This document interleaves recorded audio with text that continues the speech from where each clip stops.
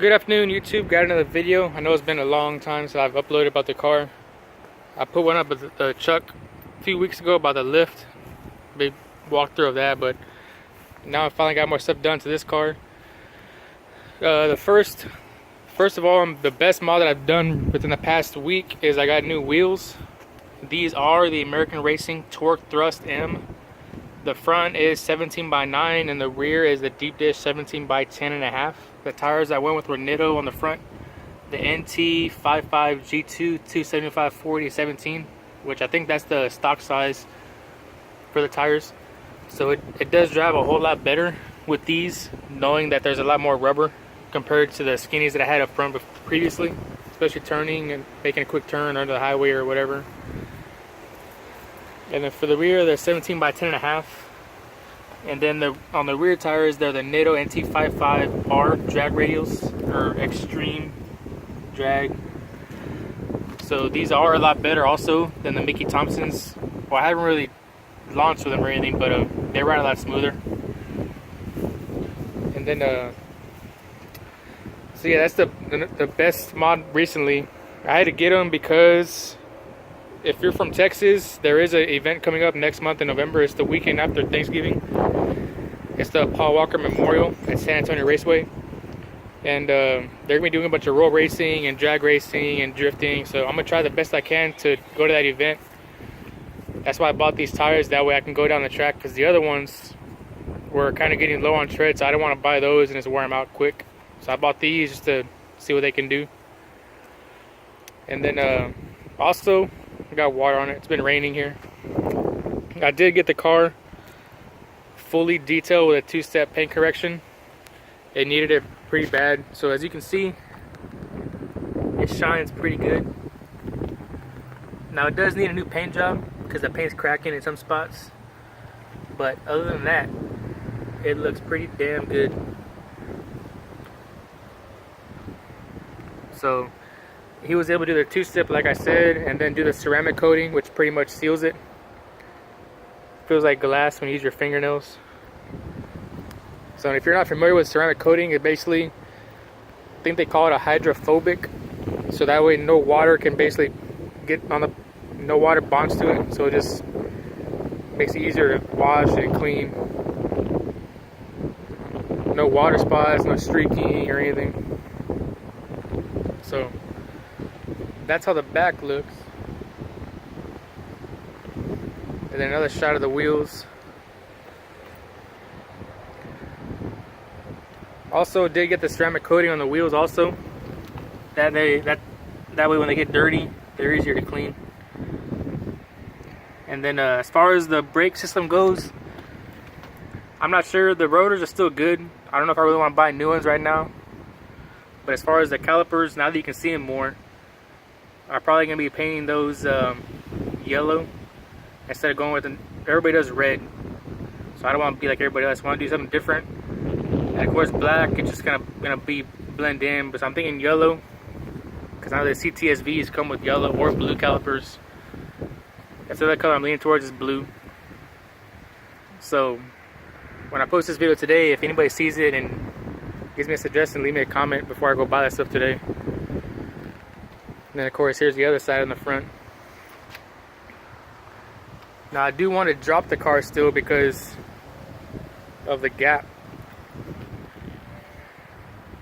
Yeah, it's a pretty good size. But it's kind of tough whenever the exhaust runs, the true dual system from Texas Speed runs so low to the ground. So I'm kind of stuck on that one. I'm not sure what I'm going to do. I know I still want to throw the exhaust out the rear. That way I don't get as much drone inside. And then I can drop it down at least maybe 1.5 inches in the rear, and maybe 1 inch in the front. I got to do some measuring, see what I need. But here's another shot of the coating. You can see my dumb dog not doing a damn thing. So yeah, here's another shot of the water. So it was definitely worth the money. If you're from in the Corpus Christi area, talk to Eric at Car Compound Detailing here in Corpus Christi. Or I'm in Portland, he's in Corpus. So my wife, I got her last year a 2016 Dodge Charger Scat Pack, the 6.4. So he also did that one. That one looked badass. So if y'all want, leave me a comment and I'll do a video on that one. So me and her went at it a few times on the highway already. It was pretty fun. So that's the outside. And then as far as under the hood, you open the hood. I did do one mod recently. I was dealing with it for about a year and a half, or about a year. Basically, I had a squealing noise since the day I bought it. It was real minor. The day I bought it, I didn't really care about it, but then it got worse and worse. So I thought it was a pulley, the idler pulley, so I bought that, swapped it out. It still squealed. I took it off, repacked the bearings, still did it. I bought 2 new belts. I bought a regular Gates belt thinking that was a problem. Put it on, still did it. Then I went and bought a Continental Quiet belt. It used to be the Goodyear belt. Still did it. Then I was thinking, okay, it's either they're going to be the power steering or the alternator down below. Until I was on YouTube and I came across this other video. That guy had a squealing noise, same exact noise, but he took off the oil cap and it released pressure like a psh sound, and it stopped. So I knew right then and there that was my problem. So I called up a buddy of mine. Hey, he's chasing a squirrel. So I called up a buddy of mine. He said basically it's the crankcase ventilation. So I had a blue catch can here originally, but it just was a basic one, nothing expensive. He said contact Mighty Mouse Solutions. So I did that and I called him and I told him what I had, the stock bottom end ls1 with the ls9 cam and ls3 heads and of course the blower. And he said look at the valve cover on the driver's side if there was a breather in the back. So I felt for it and there was one back there. It told me it was capped off.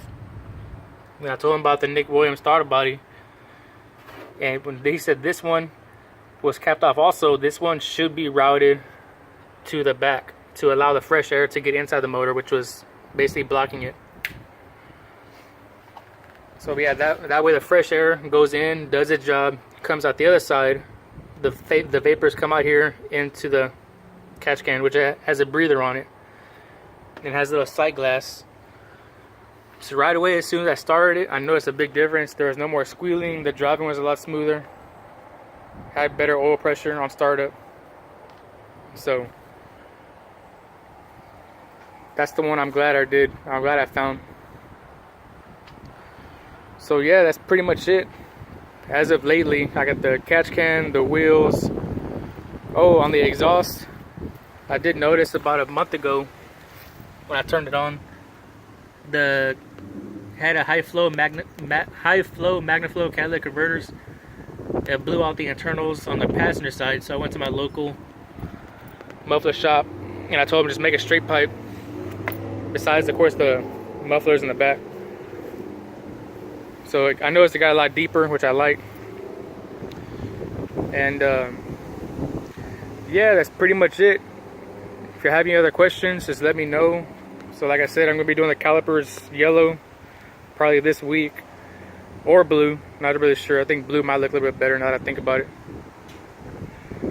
And then a buddy of mine said he has some Summit Racing lowering springs, so I might just try those, see how it works, or just do the heater hose mod in the rear to drop it by 1 inch.